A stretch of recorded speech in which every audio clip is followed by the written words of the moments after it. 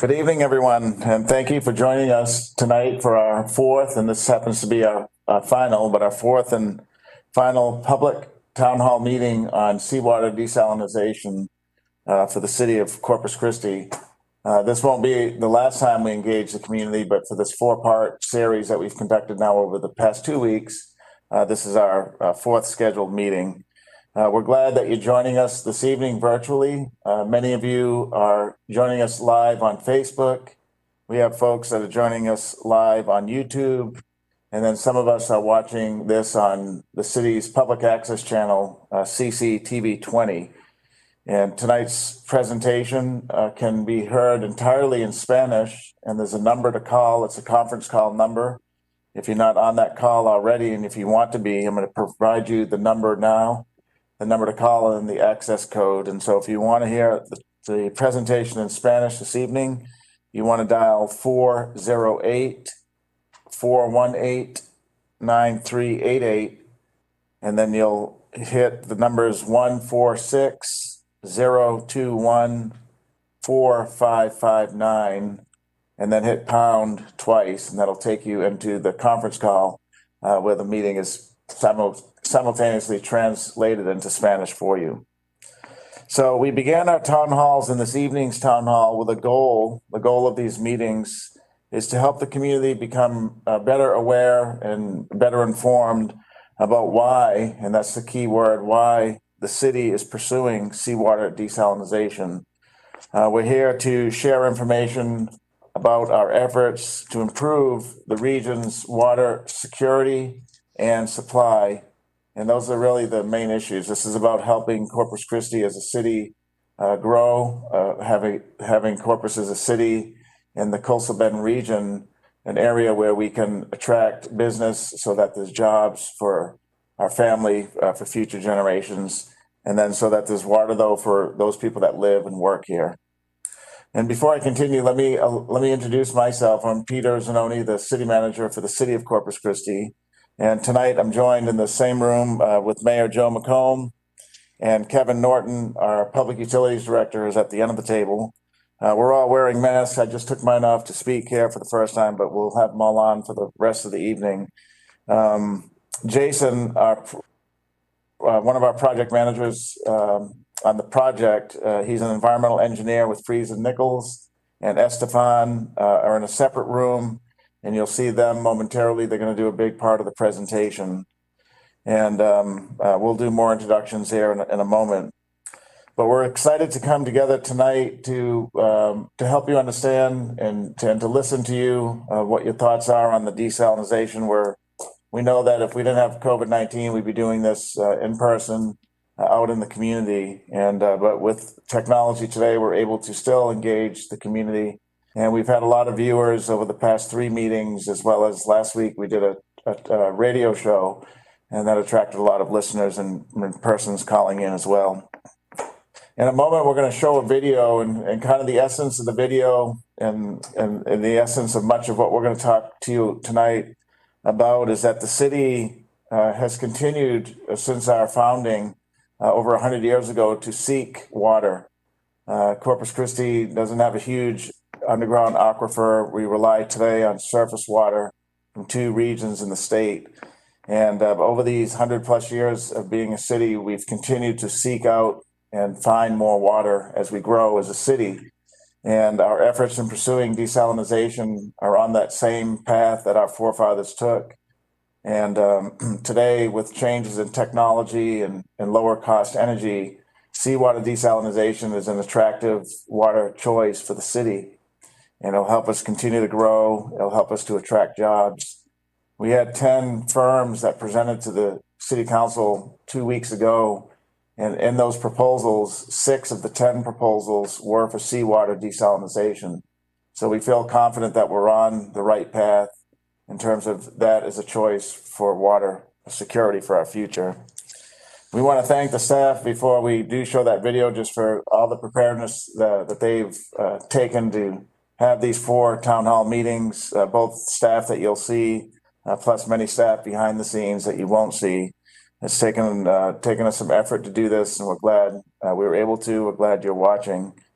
At this point, we're going to transition over to a 2-minute video that kind of summarizes a little bit of what I talked about our continual effort to find water sources for the community that are secure and that provide us an opportunity to grow in the future.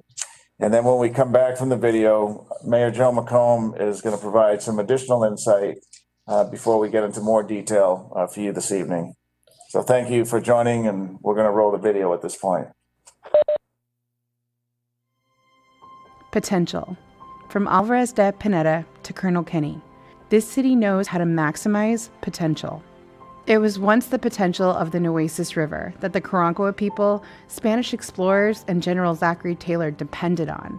But as Corpus Christi began to swell in population, it became essential to find water that was fit to drink and easier to obtain. From burros pulling water barrels to the first pump house in Calallen, our potential stood unwavering.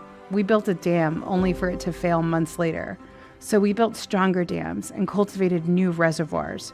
We feverishly negotiated for water sources, yearning for the basic resource necessary to live up to our potential. We've built, we've trenched, we've treated, we've piped, and we've piped again. We fought wars, survived depressions, droughts, hurricanes, recessions, oil booms, and busts. But we've come back quietly stronger every time. This is about the pain from the cistern, the barrel, and the well. We're not a grid of cosmopolitan lights settled by the banks of the Colorado River. We don't have natural springs that produce copious amounts of water. We're Corpus Christi. We've turned and poured every opportunity to its fullest potential, except one. Our bay is how we've sustained good times and bad, together as one. It's the core of our community and the gateway to our economic prosperity. It's what gives us grit, albeit salty grit. But it's what gives us potential for change. Change is a have-to-have ingredient we can't miss if we continue to grow. And growing is a part of who we are, the grass we play on, the homes we live in, the places where we work, the people we learn from, our families we love. Why turn our back on our potential when it's right there in front of us?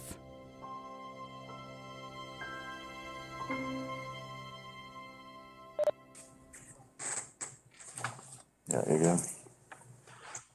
Well, thank you for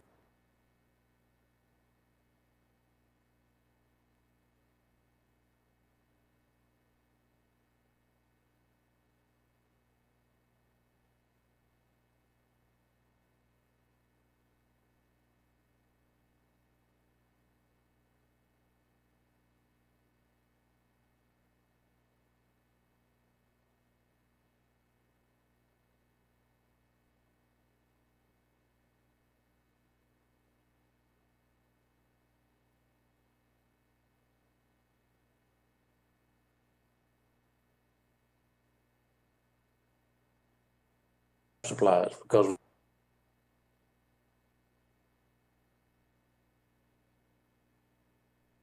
try to get us an uninterruptible water supply for all the customers. We're the regional water supplier for over 500,000 people, both for their homes and for our businesses and the jobs that are provided for that. And it's just a necessity that we have it. And so several councils ago, they started this process in 2000. The late 1995 to on up to about 2000, the legislature realized that we really needed to get a water plan for the state of Texas. And they divided up the state into different regions, and Corpus Christi is in Region N. And Region N, since 2001, has had one of its water strategies to address the needs in the region is desalination.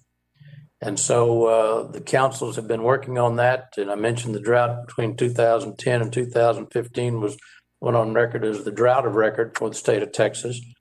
And in 2013, Mayor Nelda Martinez at the time appointed the Mayor's Blue Ribbon Water Committee to begin to formulate a plan and to try that strategy to look at all sorts of water availability, whether it be groundwater, surface water, a desal, whatever it was, because we knew that we needed to have water.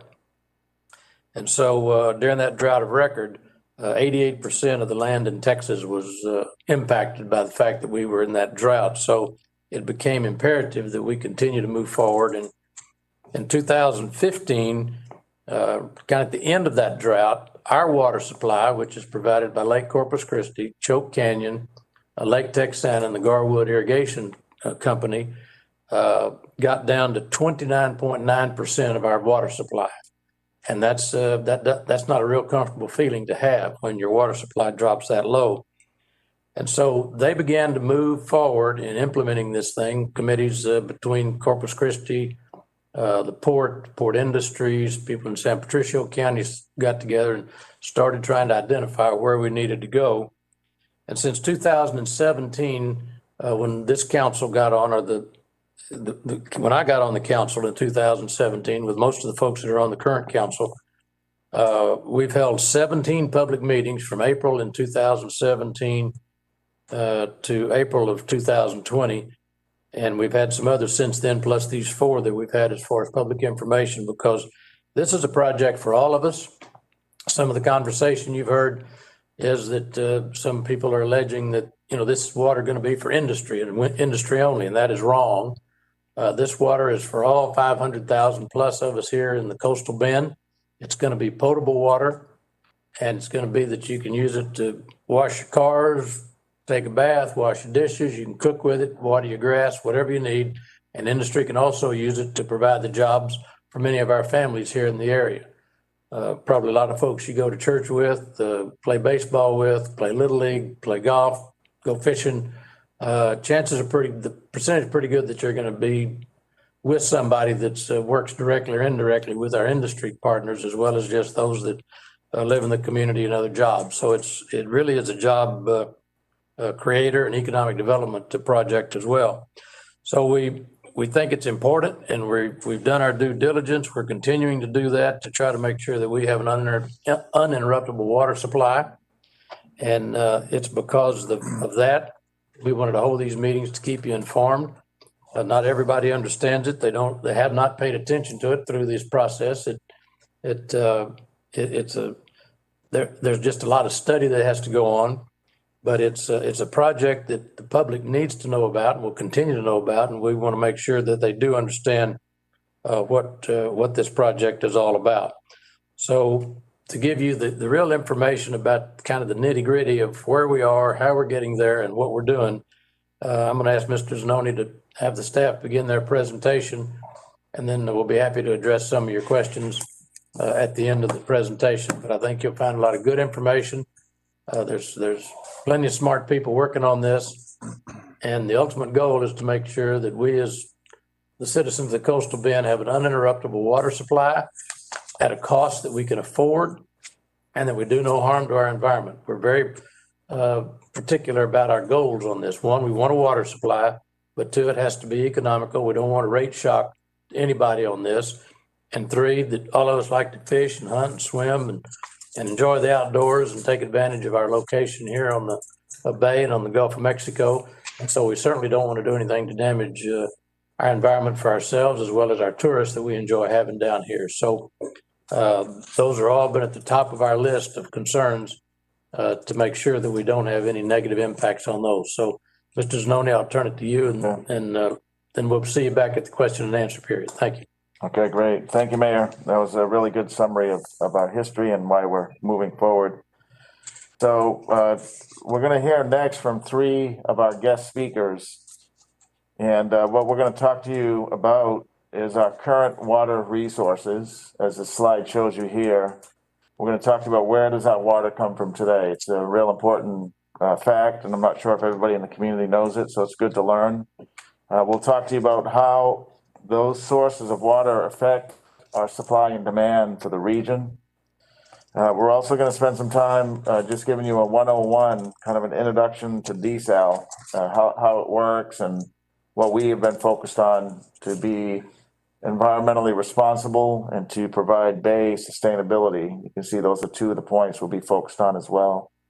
And then we have some cost projections and rate impacts to the customer, not only the residential, but the commercial and industrial customers as well. Everybody would have a would have a rate adjustment in the long-term future, depending on the need for water. So let me go over the presenters. You'll see them here on the slide. Our first, one of our presenters is Esteban Steve Ramos and Jason Coughlin, and then Kevin Norton. And so we're going to begin with Jason here to introduce him. Jason is a licensed environmental engineer with Freeze and Nichols. And for the past 6 years, he has been working side by side with our team here at the city in helping us conduct important environmental impact and sustainability research and surveys, both for permitting and then for site locations. So Jason brings a lot of energy and knowledge to the team. This is one of his key projects at Freeze and Nichols, and he's spending a lot of his time on this one project here with the city. And then we have Kevin Norton, and you saw him in the room with us this evening, but he is our Director of Water Utilities. That's a significant department in the city, and he's been with the city for about 2 years now. The Water Utilities Department is a very significant department in the city. It's over 500 employees with a $250 million budget, so it's a very big operation. His focus is on operations, and he's been instrumental in leading his teams through the Seawater desalination project. And then finally, Esteban or Steve Ramos, he's our water resource manager, and he works in the utilities department as well.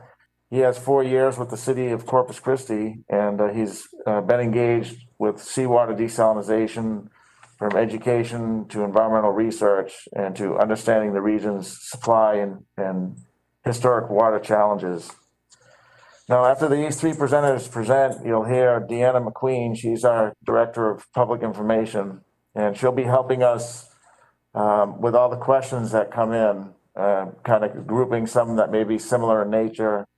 She'll be taking questions from the YouTube channel, from Facebook Live, and then from the dial-in phone bank that we have set up as well. And so Deanna will help facilitate that portion of the meeting that comes after this short presentation, which is your chance to talk to us.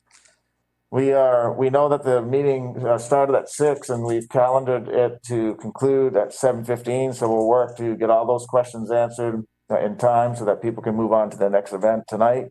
We want to be mindful of people's times and schedules, so we'll work to conclude the meeting by 7:15 this evening as we have scheduled. Okay, so with that, we're going to turn it over to Esteban, who's going to start the slide presentation. You'll see it on your screen, and Esteban, Jason, and Kevin will walk us through these slides, and then right after that, we're going to go to the question and answer portion with Deanna McQueen. Thank you, Peter, and thank you everyone for joining us tonight. The city of Corpus Christi has spent decades to secure our water supply for the Coastal Bend region. As the wholesale supplier for nearly 500,000 customers, we have 4 surface water sources, 2 from the Nueces River Basin, Choke Canyon and Lake Corpus Christi, 2 from the eastern region, where we contract water from Lake Texana, and we have water rights along the Colorado River at Bay City.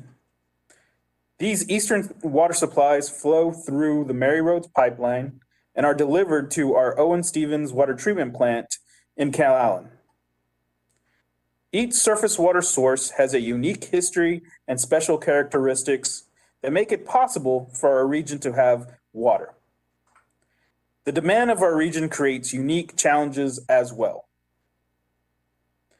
With regards to water, to supply and demand, it starts with understanding what a firm yield of supply is. Our firm yield of supply is the amount of water that we can guarantee during a drought of record. Corpus Christi City Council established that when demand reaches 75% of our firm yield, a new source of water needs to be added. Within the 2022-2023 timeframe, with the new growth to the Coastal Bend, our projected demand will meet or exceed the 75% trigger point threshold of our firm yield. With this addition of a drought-proof water supply, a drought-proof seawater desalination plant, we reduce the risk of exceeding the 75% trigger point. Jason, can you talk a little more about the seawater desalination? Yes, sir. What you see on this slide is just an illustrative process diagram. So it's not specifically focused on the exact processes or the configuration that may be implemented here in the coastal bend to treat seawater. But it is representative of a typical treatment process for seawater that may be used. And I qualify that to say that the exact treatment process isn't established yet. That will be established in the next phase after a designer and a contractor are brought on board to implement the project. Seawater desalination is the process of removing dissolved solids, which are mostly salts, from seawater. And there's a lot of treatment that has to be done before the desalination can actually take place. So the entire process includes two major treatment areas, pre-treatment followed by desalination. The pre-treatment portion of the process can look very much like a conventional surface water treatment plant, much like the city's Owen Stevens water treatment plant near Calallen.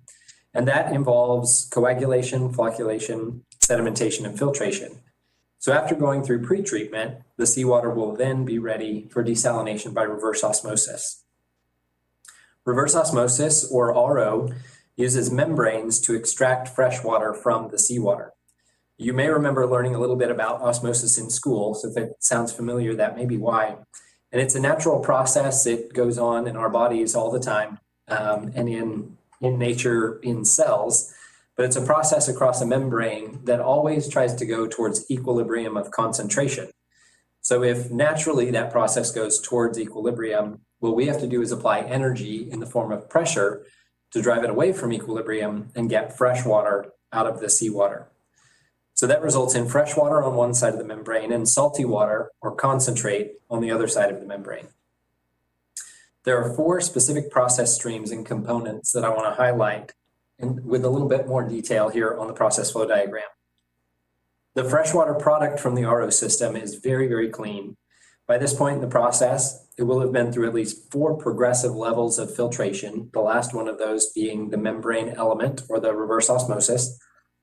And it's so clean, in fact, that we have to add minerals back to the water to stabilize it, and then it can be disinfected and introduced into the city's existing drinking water distribution system. And that's an important aspect of this project that was established years ago in the development of the project definition, was that the product from the city's seawater desalination plants would be potable water. It would be used for everyone in the region and introduced into the existing drinking water distribution systems. When that fresh water is removed from seawater in the RO process, what's left is concentrated seawater with the same salts and the same ionic balance as the bay. And this waste stream we call concentrate. It's also pretty clean because it's gone through 3 of those 4 levels of filtration. It's just very salty, and typically we see a little less than 2 times the salt concentration as the water that comes in. So to put that into perspective, the bay here in Corpus Christi averages about 30 parts per thousand salinity. That means the concentrate going back out will be less than 60 parts per thousand. The third product from the plant is called residuals, and this includes a lot of the constituents in seawater that are removed from the water that will not go back into the bay. So most of these come out during pre-treatment, and those pre-treatment processes may include filtration or dissolved air flotation, other processes that remove the total suspended solids, which is silt, sediment, algae, also hydrocarbons and organics. But these processes also have the benefit of removing some heavy metals, particularly for Corpus Christi and the coastal bend. We're focused on zinc and copper because we know that there are sensitivities in the inner harbor in Nueces Bay with zinc and copper. There are also other heavy metals that will be removed, and not to 100% efficiency, but to a great degree removed. And then those residuals are dewatered. It turns into basically a dewatered cake, and then that's going to be disposed of appropriately at the landfill. The fourth component that I quickly want to highlight here is the energy recovery system. And this is an innovation in the past 10 or 20 years for reverse osmosis desalination systems that have really increased the feasibility, both from an energy and economics perspective, of implementing seawater desalination as a drought-proof and resilient water supply. The energy recovery system can be mechanical or isobaric, which is pressure-based, and can allow for the recovery of over 95% of the energy in the concentrate, take that energy and return it to the RO process. So this is just one innovation that we've seen in the past 20 years and has really increased the implementation of seawater desalination around the globe. It's made it so much more energy and cost efficient. All of this is a big part of what goes into our approach to environmental responsibility. Every aspect of this initiative is shaped by the city's commitment to stewardship. Stewardship of the unique and amazing ecosystem we have here in the coastal bend, and stewardship of local resources and finances, but also stewardship of a sustainable and reliable water supply for the region, like Steve mentioned. To approach this project as sustainably and comprehensively as possible, we've assembled a team of experts, including multiple PhDs, environmental engineers, environmental scientists, aquatic ecologists, desalination technologists with global expertise, and other experts in power purchase and procurement contracts. I want to go into a little more detail specifically on the aspects of the city's focus on environmental responsibility. The selection of project sites on the Inner Harbor Ship Channel and the La Quinta Channel began with a review of previously developed siting studies and evaluations dating back nearly 20 years. As Mr. Zanoni mentioned, our team has been involved for almost 7 years, developing the necessary information, surveys, site evaluations, and studies to be able to put together a very comprehensive evaluation and select the right sites for these projects. Next, we worked with experts from across the region to define and prioritize the screening and evaluation criteria you see on this slide. The siting work has been a very collaborative effort involving local and regional stakeholders, as well as state and federal resource agencies. After the initial identification of potential sites, which included 19 sites across the coastal bend, those 19 sites were screened, resulting in 4 candidate sites. And on those 4 candidate sites, we applied the evaluation criteria you see on the right for a very detailed assessment. The project team mapped ecosystems like seagrasses and sensitive species like oysters, piping plovers, and others. The siting process objective was to find an optimal balance with all of the evaluation criteria, but environmental sustainability is the cornerstone of the selection. Based on the established criteria, the 2 project sites were selected and permit applications for the water rights and discharge were filed with the Texas Commission on Environmental Quality. A major part of this site selection was shaped by intake considerations. While there are countless considerations to address for a seawater intake, this is an area where the city is going above and beyond regulatory requirements to use the best available technology that can be applied to the city's projects, considering our local geotechnical conditions and geography. This includes very small openings at the inlets where the seawater comes in. The openings are just 2 to 3 millimeters wide. And to put this into perspective, if you stack 2 pennies on your table, that stack of pennies is just 3 millimeters tall. So the water will come into the process through openings just 2 to 3 millimeters wide. We'll also require the design to ensure very low velocities for the water coming into those openings. The water will move at about half a foot per second, and this is about 10 times slower than an average walking pace. Both of those parameters, the narrow openings and the low velocities, exceed regulatory requirements for a seawater desalination plant intake. Another key element for the intake is the depth of the installation. We know that seagrasses grow in less than 7 feet of water because that's where they can get enough sunlight. And the intake for the seawater desalination plant will provide very good, consistent water quality at a depth of about 20 feet to ensure that the intake remains away from seagrasses. The outfall also requires serious consideration and review. The desalination plant outfall is another component for which the city is going above and beyond to exceed regulatory requirements and to make sure that we are stewarding and considering our ecosystem resources. The outfall will be designed for jet diffusion of the concentrate. This is a process that uses energy in the form of velocity to mix the concentrate with the receiving water to meet diffusion criteria close to the outfall in 3 defined mixing zones. So the permit for a discharge like this includes defined mixing zones at 3 different distances from the outfall and specific diffusion criteria or salinity criteria that must be met in those mixing zones.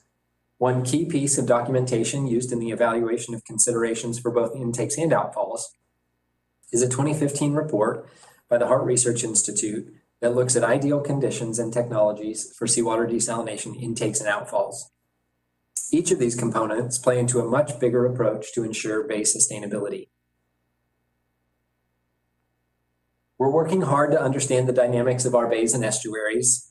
We have a very unique, diverse, and dynamic inshore ecosystem here in the coastal bend. And while it is bounded by the barrier islands, we know that it's not stagnant or a closed system. And actually, based on median freshwater inflows, a Texas Water Development Board study concluded that the entire volume of the bay is exchanged in 1.4 years. So that means that all 282 billion gallons of water in our bay system is replenished with freshwater in 17 months. Other variables and dynamics like evaporation, precipitation and stormwater, tidal exchange with the Gulf of Mexico, and municipal and industrial discharges contribute to what we have to understand about the dynamics of our inshore environment. The TCEQ has surface water quality monitoring stations installed throughout the coastal bend. So we have analyzed nearly 40 years of water quality data and salinity in our bays. The natural salinity ranges that we see in this historical data range from 25 parts per thousand to about 42 parts per thousand, which is a change of 17 parts per thousand. This shows that the bay and our local marine species are resilient and have adapted to the changing salinity conditions. As a matter of fact, one of the really unique things that we have here in the coastal bend is the Laguna Madre, which is one of just 6 hypersaline water bodies in the world. And we all know that it is a thriving ecosystem. Salinity modeling is done with computer simulations that predict how the salt from the seawater desalination plant will diffuse both near the outfall and far from the outfall. We can help to predict what changes can be expected. Our team is using 3 computer models or simulations to best understand the dynamics of the bay and how a seawater desalination plant can be implemented most sustainably. The city again went a step beyond the basic permitting requirements to make sure to capture real data on how the water moves near the plant outfalls and how we can best model the concentrate dispersion. 2 instruments called acoustic Doppler current profilers were installed, one at each of the proposed locations for the outfalls, to collect channel velocity over a time frame of 6 months. That data is being used to make sure the models are as accurate as possible. A computer model is only as good as the data that you have to build it. Each of these are commitments and necessary guidelines that the city has implemented as part of our continued due diligence for seawater desalination. I'll ask Mr. Ramos to define the project's due diligence. Thank you, Jason. The project due diligence of $11.4 million allows the city to establish our project cornerstone. And with the preliminary basis of design, as well as the request for qualifications and the development of the request for proposal, we mitigate risk from several perspectives. This includes vetting the expertise and background of our respondents, as well as understanding and ensuring the critical financial stability of the potential contractors. When the time comes for actual design and building of a seawater desalination plant, the city will look to the private sector for qualified companies to do the work. It will be our private partners that complete the architecture and construction, not Friesen Nichols and not the city. Kevin, can you talk to us more about the project's costs and how it will impact ratepayers? Yes, thank you, Esteban. So the city is pre-approved for up to a $222 million low-interest 30-year loan from the Texas Water Development Board. This is comprised of the $11 million that Steve noted on the previous slide and the $211 million that's noted here. This $222 million amount is a maximum from the Texas Water Development Board, and it gives the city the flexibility to enter a multi-year approach. We're reserving up to $211 million of the loan for future construction. And as Steve previously noted, we are starting with an $11.4 million amount to continue with our due diligence in securing permits and property, refining the basis of design, and ultimately reducing as much risk as possible before the actual acquisition process begins for this project. You can think of this like a home purchase. The Texas Water Development Board has pre-approved the city for a seawater desalination plant up to $222 million. In this case, the $11.4 million on the previous slide serves as our escrow money, allowing the city the opportunity for environmental permitting, surveys, power purchase agreements, and preliminary design work to reduce risk by following our due diligence. And like a home loan, even though the city's been pre-approved for the full $222 million, it does not mean we will exhaust the $222 million we are approved for. We're operators in the Water Utilities Department, and what that means is that we look for functionality and reliability in treatment operations, and we will only use what is needed for construction. As it relates to seawater desalination, an average residential water customer, such as a family like mine who uses 500,000 gallons of water each month, could expect to see an average increase of 77 cents per month on the monthly utilities bill for water charges. And again, this is only if construction of a seawater desalination plant is approved. Our city's rate model is used for budget forecasting and can project out to 10 years. The city's practice is to adjust utility rates every 2 years. So in another 2 years, during the city's normal rate adjustment, an average increase of 77 cents per month could be anticipated again. You could think about this, if it's easier, as 38 cents per month every year. And again, this is projected once every 2 years over the course of a 10-year period, which is as far as we can forecast rate adjustments.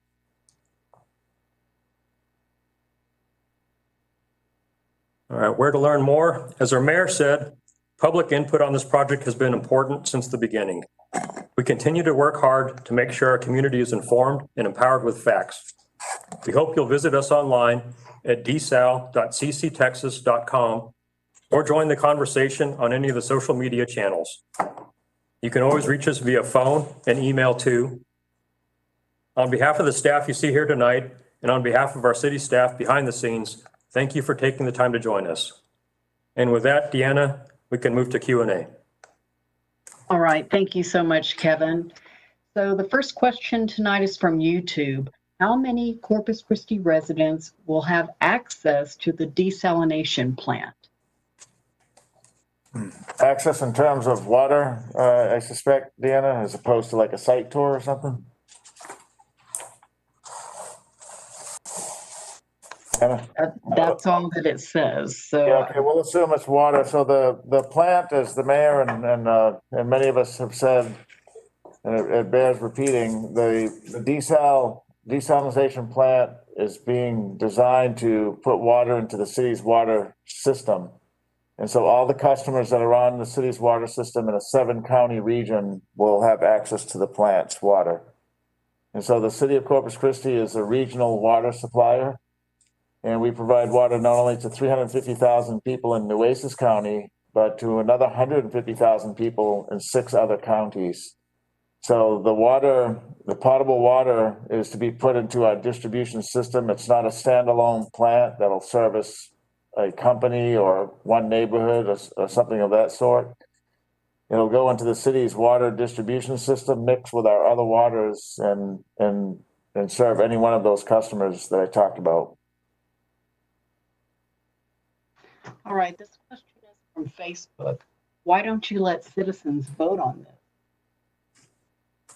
Right, so we talked about this in one of our workshops with the community as well. The city, as I mentioned just a few minutes ago, because we are the regional water suppliers, we have to provide water. And this is an issue that touches people across 7 different counties, over 500,000 people, 350,000 in Nueces County, but many other customers that are not in the city's limits.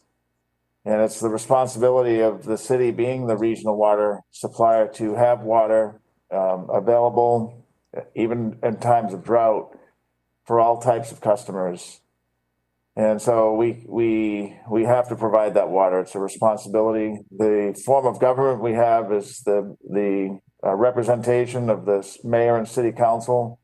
The community here in Corpus Christi, in this city, votes for them to serve and make these decisions on their behalf. And those are the primary reasons that the responsibility is being delegated to the mayor and council, who ultimately represent the people. And it's not, the funding from this comes from the sale of a product, which is being the water. So it's not tax money that's going into it. It's the customer's money that are receiving the product. And so you can, that's how it's rate structured, based on the consumption and the cost of operating and the number of the folks that are involved in the process. And so it's simply a product for sale, and that's how it's determined. And we are the permitted water supplier for the region. All right, thank you both. From Facebook, why wasn't a local biologist invited to speak on the environmental impacts during these town hall meetings? Yeah, Jason. So Jason is an environmental scientist or engineer, and I don't know if you want to elaborate on that. He has a team of scientists and environmentalists that he's working with, who aren't here, but who are represented ultimately in the work that he is presenting on behalf of Freeze and Nichols. Jason, I don't know if you want to add to that, or Esteban. I can. Well, I think it's pretty typical, Mr. Zanoni, that at a town hall or public information meeting like this, that the city would be represented to provide the facts on the project. Freeze and Nichols our role is the owner's representative. So our role is to partner with the city and advocate for the city going through this process, which is why, I was invited here to present with Steve. I will say a good reference would be, we did a panel for KEDT, the local public radio station, and I believe that panel has actually been posted on the KEDT website, so you may be able to find that there. Dr. McKinney from the Heart Research Institute was part of that panel. We really appreciated his involvement, and he does have a great perspective. HRI is the preeminent experts on the Gulf of Mexico, as well as our coastal bend environment. They also did post their kind of a summary of their science on desalination that's on the HRI website. I'd recommend reading that. It's a very thorough approach to the HRI perspective on desal. Yes, in addition to that, from the very beginning of the project, we initiated discussions with both the Heart Institute and UTMSI. And that was the whole idea behind. We wanted to make sure that we were doing this project collaboratively with our local scientists. So we did reach out to them and discuss the matter, what was going on, or the process. And again, some of the data, as Jason mentioned in the discussion at the beginning, we took note from different reports coming out of those institutions. All right, thank you. I'm gonna, Deanna, I'd like to foot stomp a little bit on that too, what Esteban and Jason were talking about. Yeah, so there were a number of studies in the Heart Research Institute and UTMSI, like Esteban had noted. And so really kind of every step of the way since we've been going through this process, that information has been used to inform the next steps that have been going on. And it continues. And there's been a lot of really great information, a lot of good recommendations that have come from it. Jason, and when he was talking about the jet diffusion for the outfall, that was a specific, if you didn't catch it, but he mentioned specifically the Heart Research Institute study that talked about that and gave that recommendation. And so that's just one example of how these reports and all this information is being incorporated into each step as we go along. Thanks, Deanna. Thank you, Kevin. From Facebook, How will the animals and plants be affected by desalination, and what will happen to the affected animals or plants? Good. We're going to have Jason answer that question for us this evening. Yes, sir. As part of the site selection, we did do a lot of ecosystem mapping and particularly mapped ecosystems and environments with specific species as well. We looked at state and federal resources, previously developed mapping for those ecosystems, and then also had people on the water doing that. So what we've done in the site selection is to put the plants in locations where we feel we can have as little impact on both plants and animals as possible. And in addition to that, we've implemented some technologies and strategies as part of what will ultimately be the design for the plant to minimize those impacts as well.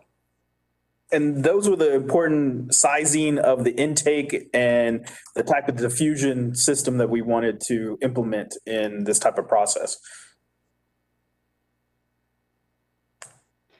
All right, our next question is from our call center. What are the projections for industrial rates under desal? Kevin, do you want to answer that? So all classes, all our customers would be impacted on rate adjustments. There's minimal ones in the first couple of years. But all customers in any year when we do a rate adjustment pay more. There's no one customer class gets a break. So that's just a general summary. Kevin, do you want to add a little bit more to that? Yes, sir. And it's a little bit premature to define how much the industries are going to pay because, we haven't even got to the plant right now. But like the city manager was talking about, we have a rate model. The city has a rate model. We can project out to 10 years, but it's kind of difficult defining exactly, because there's so many assumptions that go into it. And right now we're being fairly conservative with it. The industries have been paying a lot already with their current rate, and they're doing it voluntarily. It's called the drought surcharge exemption fee. They pay an additional 25 cents per 1,000 gallons of water that they use. And that's a pretty significant amount. And the intent of that fund is to actually plan for and construct a new water supply. And so that's going to be used as we go forward with the project. And that's what's actually going to help the residential ratepayers, the residential customers, because the industry is going to be paying, so much of the project through that fund, in addition to what they're already paying with their regular rates. All right, this question is from our call center. Why is there no other voice, city council member or engineer, in this workshop to talk about other options or other water resources?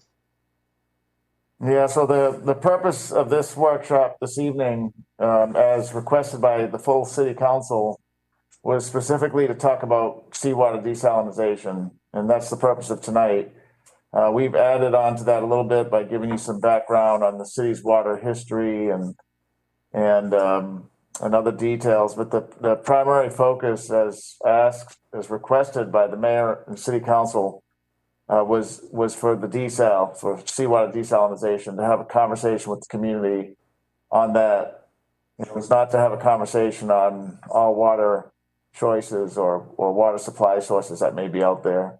This is pretty complex stuff, and we want to focus on just the desal as requested, make sure we have enough time to cover that. I think that. Yeah, well, and one of the things, the city of Corpus Christi is a council manager form of government. The council sets the policy, the professional manager and his staff implement the policy, and the council's policy is to pursue. We gave them direction that not just this council, but previous councils had embarked on the pursuit of an additional water supply. And so the reason, I'm here because I guess the mayor is the chief elected officer of the city on the board of directors, so to speak. So I'm simply here representing the support of the council. It was the council's desire to have this public information. And so we're here, we turn it over to the professionals, and through the manager's professionalism, they then came to us and recommended Freeze and Nichols and went through the process.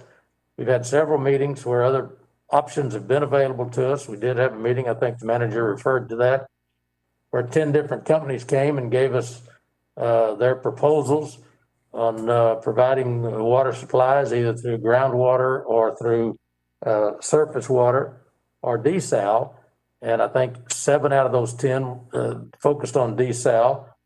And so we felt like that's the course that we're on.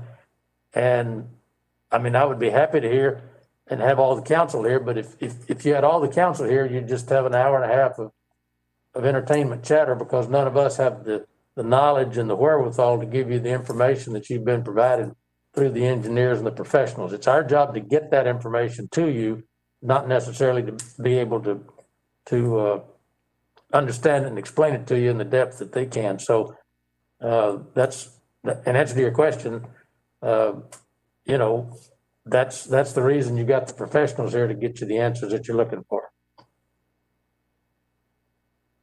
All right, thank you, Mayor. We have another question from our call center.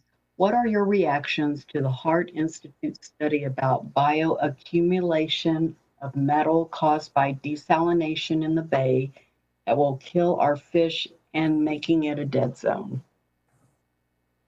Yeah, Jason will help answer that question. I'm not familiar with that specific study, but Deanna, if you could get the information on it, I would be interested to read it.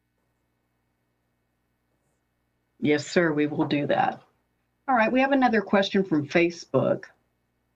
Has the city considered how possible oil spills will affect the desalination process? Yes, the answer is yes on that, Deanna, and either Jason or Esteban are probably best suited to answer that question. Yes, and that's a good question. One of the benefits of doing a plant such as the one planned for the Inner Harbor as a supplement to the city's water supply is that you have a couple of alternatives in the event of a spill or even an elevated level of petroleum hydrocarbons in the water. One of those alternatives is to design the pretreatment in such a way that it can handle a certain level of those constituents in the raw water. One of those pretreatment processes could be dissolved air flotation, which is really good at removing oil and grease and other petroleum hydrocarbons. The other alternative would be if those get to a level where your pretreatment can't handle it. Obviously, what we hold paramount is protecting the public water supply. So the system or the desalination plant would be turned offline until that situation could be taken under control.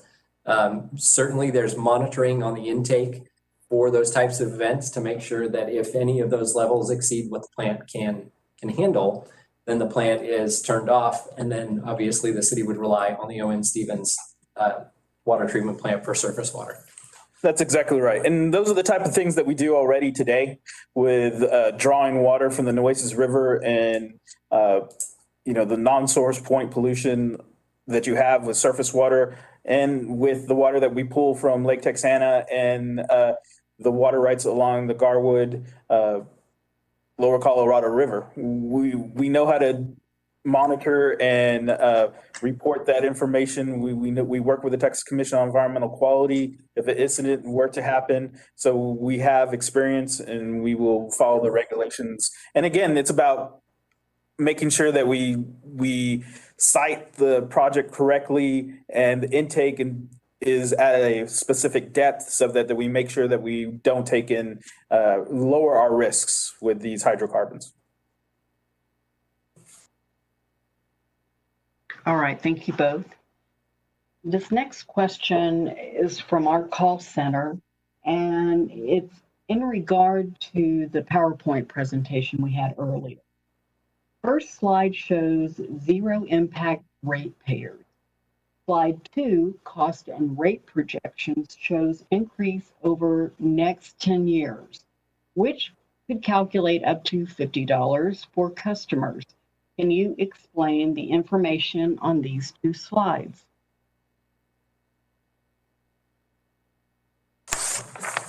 Deanna, we're looking at the slides here. Let's see. So you said slide 2?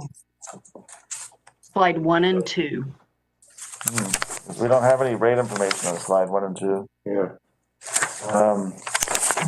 The only slide that has any rate information is the final slide, or the final slide, slide number Like 13. 13. So we're not sure what the audience member is referring to, Deanna, unfortunately.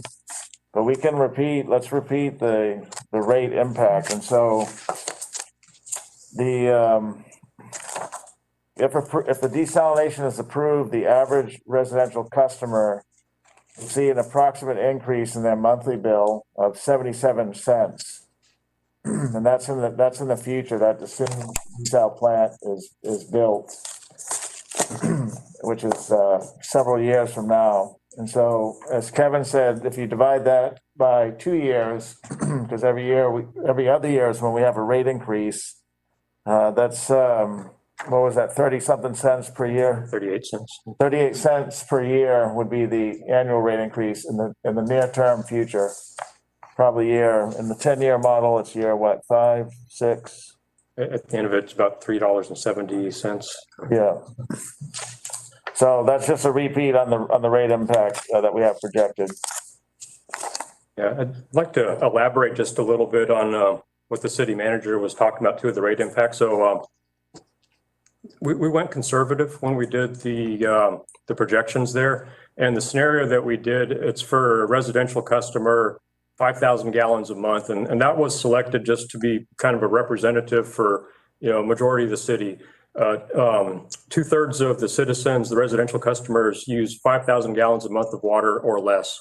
So again, that 5,000 gallons a month, that's my family. That's how much we use. And so we did that as a representation, and we also went conservative with it. The loan interest rate we got for the $11.4 million that was approved is 1.99%. 1.99%, and that first $11 million is not going to have any impact on rates. Again, low interest, 1.99%. What we used in the model to project rates, we used 3% just as an assumption that that's the loan rate we get. So again, it's kind of a big difference there. We also assumed that the electricity cost is higher. We're going to have to negotiate that out, but we expect that we will get a better deal than what we have put into the rate model. And so again, we went very conservative with that projection. And again, like the city manager had said, it's projected for 5,000 gallon a month residential customer, 77 cents per month on the monthly bill, and then adjusted, increased every 2 years after that. All right, thank you. From Facebook, will the removed brine be released into a natural water area or the Gulf of Mexico? If so, how will the city ensure marine life will not be affected by this runoff? Right, and then let's have Jason or Esteban answer that. We had a slide on that through the presentation as well that can be referred to after the answer. The current outfall location for the concentrate for the Inner Harbor plant is into the Inner Harbor Ship Channel. So that would return to a water body segment that's connected to Corpus Christi Bay. And what we do when we model the dispersion of that concentrate back into the bay is we look at the 3 mixing zones that are close to the outfall. And then we also look, we call it far field modeling, but essentially that's looking across the whole bay.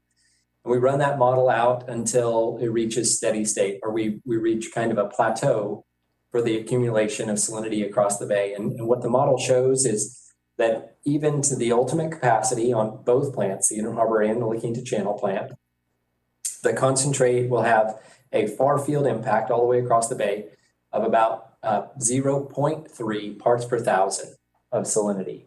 And so that would be an increase across the bay, accumulation in the bay. And keep in mind, that's relative to the number that I was talking about earlier, the 17 parts per thousand of natural variation that we get in our bay system regarding drought cycles and wet cycles, precipitation and drought. We see a 17 part per thousand swing, and the impact of the desal plants is 0.3 parts per thousand. Mm-hmm. All right, this question is from our call center. If the desal technology proves to be detrimental to our bay, local businesses, and our population, who will compensate the people and businesses negatively impacted? Go ahead. I don't understand how business can be negatively impacted if they've got a guaranteed water supply. I don't understand the premise of the question. It's not going to hurt any business to be able to have water. I'm sorry, if that was a question that the caller called in, I need more information to try to decipher an answer for you, because I don't see any business being negatively impacted by having water, if that's what they need. Clean water. While I'm talking about that, the city has a superior water system, and we're not going to do anything to jeopardize that either. So the rating by the TCEQ, I think I've been told, and Stevan, you might check me, but I think that superior rating is one of about 17 in the state of Texas. So I could be mistaken on those numbers, but it's a small percentage of the number of people in the water business. 10%. 10% of, that's the top 10%. Yes, sir. The city of Corpus Christi has a superior rating, and it's, the top 10% of the cities in Texas that only get that. I'm sorry I can't address the question, because I don't understand how the question was phrased. What businesses are going to be negatively impacted by having fresh, superior water? I can't think of any. All right, this is from our call center. What will the desal plant's power source be? Christy? Yeah, it'll be electricity from AEP. AEP is the electric grid provider. The electric provider is to be determined. Estefan or Jason, do you have any more details on that?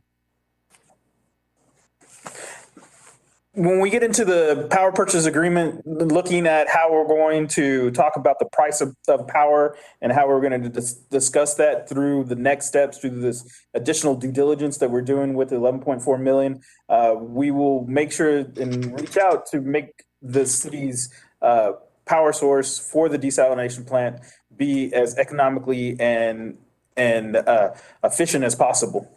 We are surrounded by a lot of green energy, and working with different communities such as Texas A&M Kingsville. There is Dr. Camacho's group is looking at some parts of her studies are looking at how green power can power a desalination plant, but the majority of the power would come from the grid of our local area.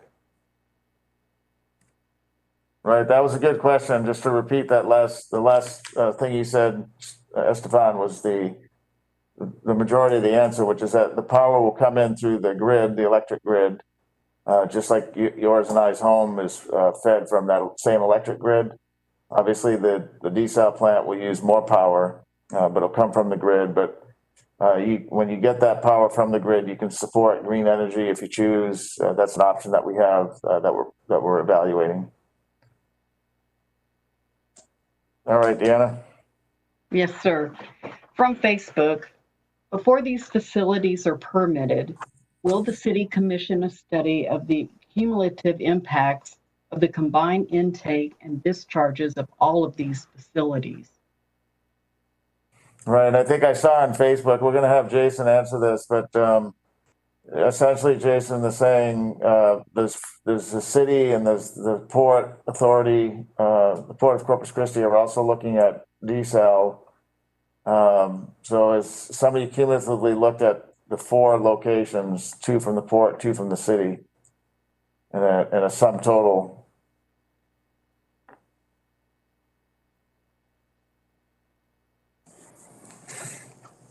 That is a good question, and we understand that there are quite a few initiatives around the region that are looking at seawater desalination, and even a couple of permit applications that are not the cities that are into TCEQ for evaluation.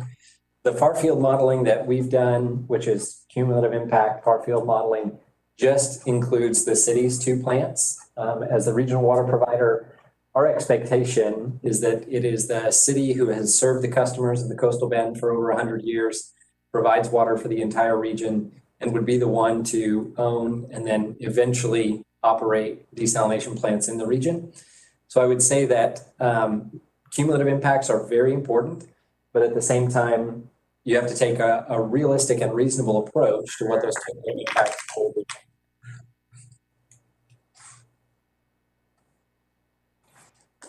All right, this next question is from Facebook. Will the city possibly sell any excess water during periods with less usage to offset the financial impact? Yeah, the broad answer to that question is yes, we do that today. So being that we're the regional water supplier, we're selling water that we have, either raw water or treated water, to other big customers in our 7-county service area. And so the same with desalination water, the more water we have, the more opportunity we have to serve more customers in the Coastal Bend region. And it's not just Corpus Christi that's growing, right? It's the entire Coastal Bend region, which means more people beyond Corpus Christi are going to want more water. So the simple answer is absolutely. And the more customers we have on the system, the less expensive it is for everybody, because you basically distribute those costs for infrastructure, distribution, and maintenance to a bigger customer base, which is advantageous for everybody. I don't know if you want to add anything to that, staff. Yeah, covered it well, sir. Okay. No, you're exactly right. You covered it perfectly, and that is the beauty of being the wholesale water provider for the region. That when we work together, we can bring the price of water for our region down. As the region grows, it benefits the entire community and our entire customers. Good. Thank you. All right, this is a question from Facebook. At the KEDT forum, Dr. McKinney of the Heart Institute stated the importance of putting the intake discharge offshore. How much more will it cost for the city to do that? Right. So 100 million is the initial estimate, and I'm going to see if Jason or Estefan want to elaborate on that a little bit. Yeah, one of the things that we deal with here in the Coastal Bend, kind of the unique geography that we're blessed with the barrier islands, is that, you know, where water is used in our communities is actually 20, 30, 40 miles from the Gulf of Mexico. And so one of the things that was really a critical decision point in the site selection is an optimal location for the plant where you minimize the infrastructure that you have to build, kind of minimize the pipelines that you have to build. And, you know, ultimately the cornerstone was environmental sustainability. But I agree with Dr. McKinney that the ideal, in an absolutely perfect world, if you remove all of the other criteria from evaluation and we're just focused on the ideal location for an intake and outfall, that would be offshore in the Gulf of Mexico. When you do start to consider whether the project can be done sustainably and balance the economics and the technical feasibility of actually building the plant and delivering the water, that's really when the shift went to an inshore location. Mr. Zanoni is correct that in the ballpark of $100 million is the estimate to take the concentrate offshore. We looked at that because the concentrate is obviously a smaller volume than the intake. We have to take in, you know, much larger volume than we produce because the recovery of the system is between 40 and 50%. So we looked at taking the concentrate offshore from the selected locations, particularly in San Patricio County, and that number was about $100 million. And again, you're looking at, we want to make sure that we wouldn't impact our environmentally sensitive ecosystem along the barrier island.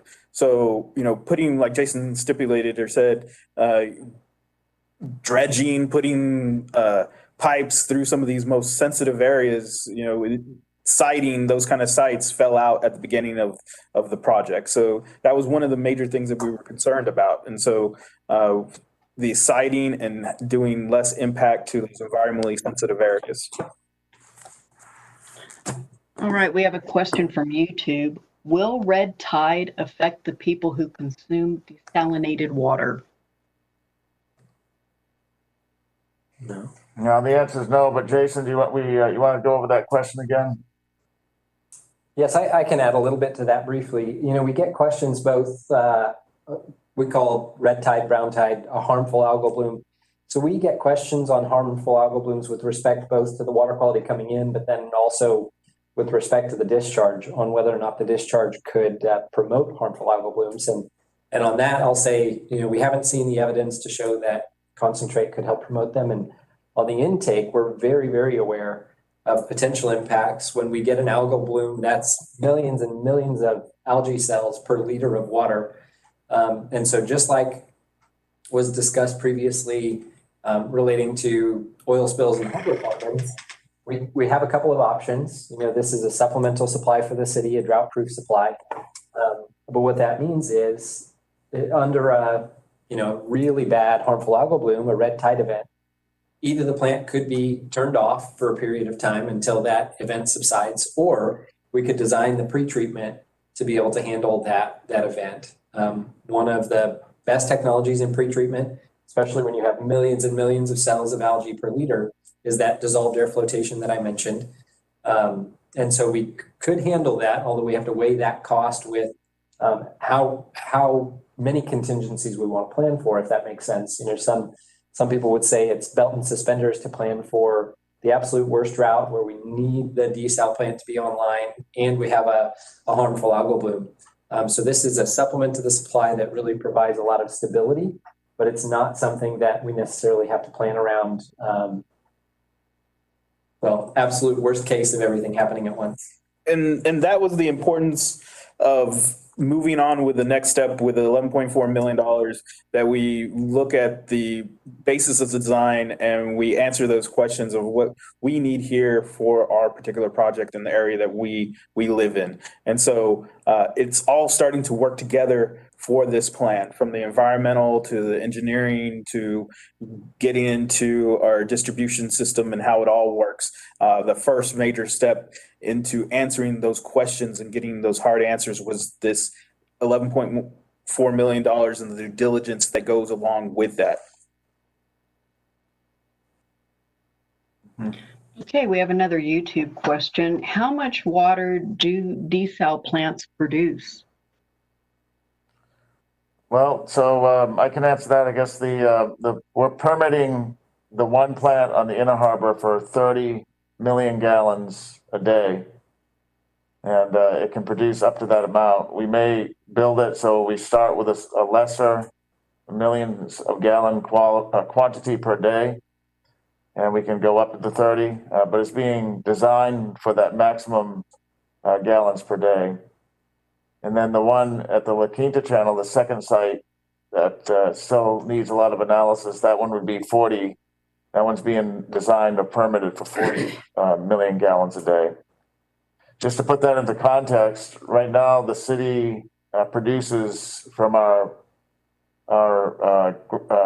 surface water sources, from the river sources, we produce between 80 and 100 million gallons a day. And correct me if I'm wrong in those numbers, you guys, but so the plant on the ship channel would be ultimately produce 30 MGDs, 30 million gallons a day. Today, through the river sources, the surface water sources that we have, and the customer base and the demand, we produce and sell between, depending on what time of year, between 80 and 100 million gallons a day. It's a season, sir, and just because it's warmer and so more water is being consumed right now. But yeah, yes, sir, we do range, kind of down 55, 60 up to, like I said, around 90, 800 when it's warmer like now. Okay. All right, this is a question from our call center. Can anything be done with the salt that is being removed from the water? Can it be sold or repurposed? Right, Jason, do you want to answer that question again? We had that one the other night as well. It's a good question. It is, and it's actually something that I really enjoy talking about, because I think the technology to make the concentrate, which right now is a waste product, beneficial is really right on the horizon. There's actually an industry here locally that uses brine. And when we use the word brine, typically that's very highly concentrated salts, up to 5 to 8 times more concentrated than what comes out of the desal plant. And so to get it to that point really right now is not energy efficient or economically viable. But like I said, I think the technology is on the horizon. There's a lot of research groups around the world looking at this to be able to take what right now is a waste product, the salt stream or concentrates from the desal plant, and make that beneficial. Now, one of the unique conversations that we've had as part of this project is with the Texas State Aquarium, and their intake for bay water is relatively close to the USS Lexington. And so we were talking with them about the location of the city's plant on the Inner Harbor Ship Channel. And one of the things that the aquarium staff mentioned was that they would actually be interested in getting some concentrate, because they have more challenges when the bay is fresh and they have to use kind of a synthetic salt blend to make sure the water is okay for the marine animals there at the aquarium. But the ionic balance and the salts in our concentrate would match the bay exactly. And so they were actually interested in using that concentrate when the bay is too fresh to be able to provide adequate water for their animals. But right now, it's not economically viable or energy efficient to be able to beneficially reuse all of the concentrate that we're talking about. I'm really excited about some of the technologies that are out there, though, and hope that someday that is a great solution for us. Definitely. All right, this is from our call center. Will our petrochemical industry based in the coastal bend be paying for anything related to costs associated with the construction of the desal plant? You kind of broke up a little bit on the question, Deanna, but was it, you said the oil industry or petrochemical? Yes, sir. Yeah, so if they're a customer of the city right now, I don't know if Kevin can confirm that, but if they are a current water customer, then they will be paying just like anybody else that's a water customer would pay to help build the plant through our water rates. Yes, and with the, again, that drought surcharge exemption fee, which, most of the industries, they are voluntarily paying into that, that is going to significantly offset the cost of a desalination plant.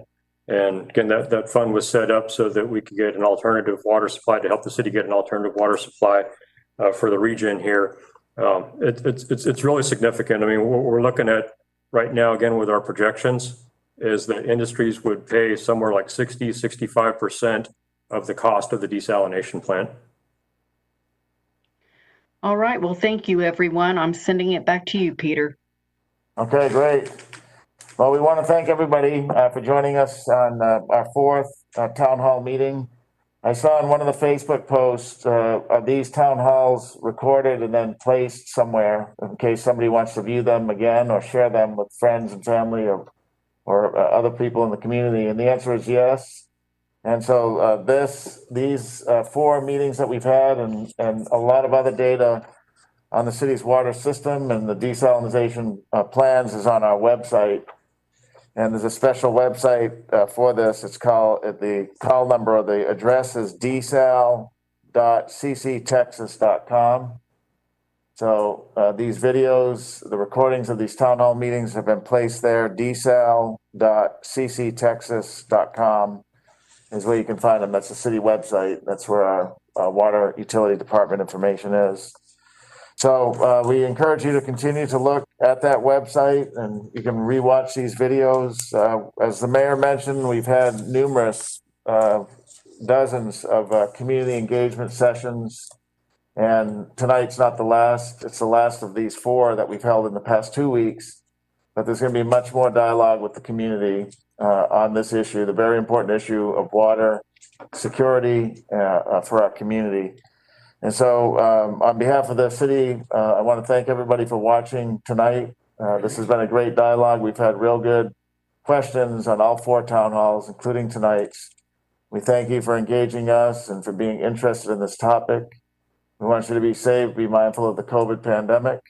I'm going to see if the mayor has any closing comments. It was good seeing you tonight out there and talking with you, and we'll see you soon. Mayor? Well, just on behalf of the council, we're pleased that we were able to bring you these meetings and hope they were beneficial. Our goal is, like I said, to make sure that our community's future is bright. And the one way we can do that is with an uninterruptible water supply. And we feel like we're on the right project. And we're just continuing to move this project forward using the best science and information that we have. And so we value your input. There's always people have good suggestions and some things we may or may not have thought of, but I can tell you that we're looking at every possible way to address this issue in the most economical way and the most environmentally positive way.